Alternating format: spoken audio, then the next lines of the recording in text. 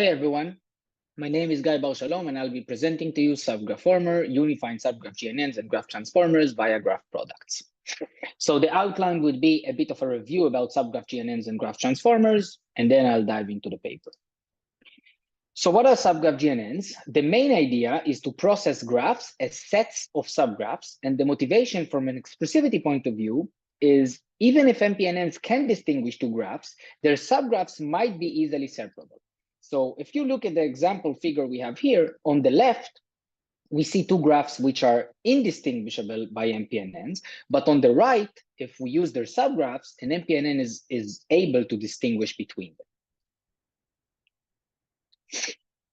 To put this a bit more concrete, how can the graph representations be learned? So you take the original graph, you use some subgraph generation policy to generate the subgraphs. And so in this specific example, we simply copy the original graph and mark the ith node in the ith subgraph, which we term those nodes as root nodes. And this subgraph generation policy is called node marking. And then we process this using MPNNs.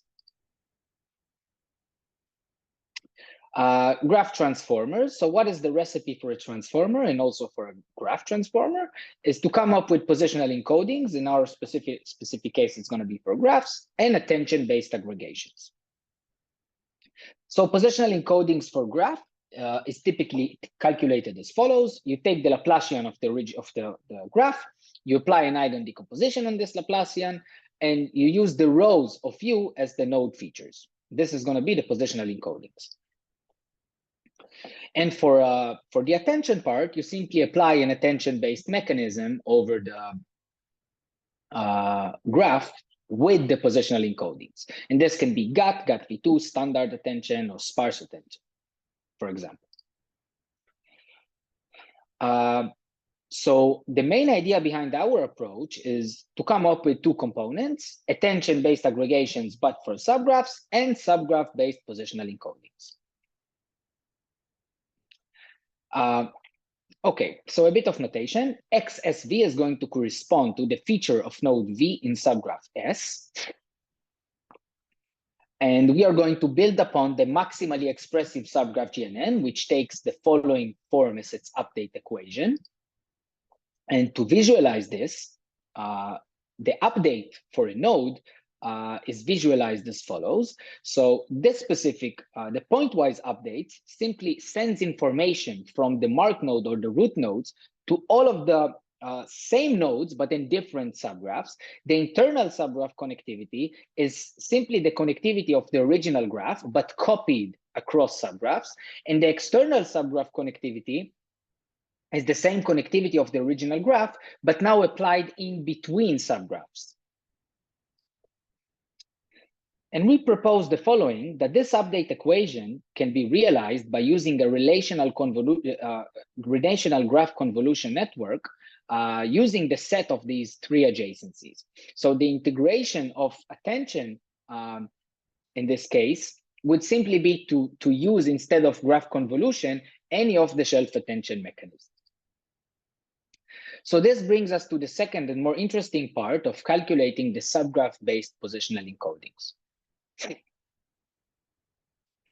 So what is the challenge in calculating subgraph positional encodings? So the first challenge is which adjacency to use. So in this specific example, we have three adjacencies, but the natural solution would be to use AG and AGS because they hold information about the original graph's topology.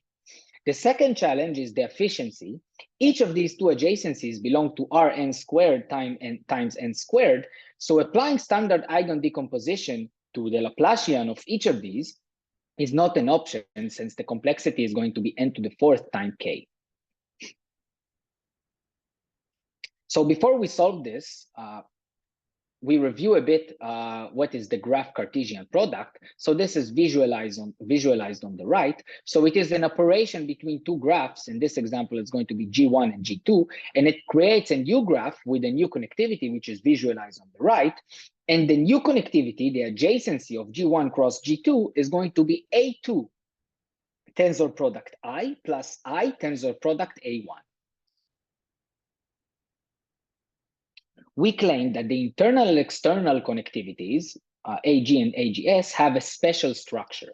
So AG is going to be equal to I cross tensor product A, where A is the adjacency of the original graph, and AGS is going to be equal to A tensor product I.